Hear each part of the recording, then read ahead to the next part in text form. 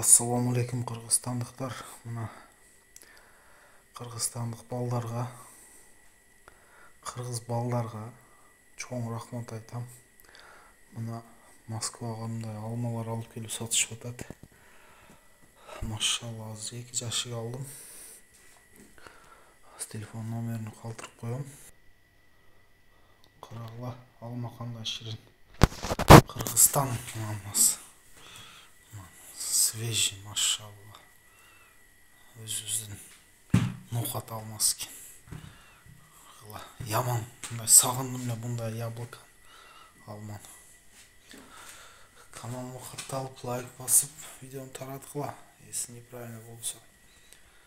Ушундай патриот болойлук, өзүбүздө товарды өзүбүз алып, Кыргызстанга поддержка болойлук. Дыйкандарыбызга рахмат ушул бышырган алмаларына.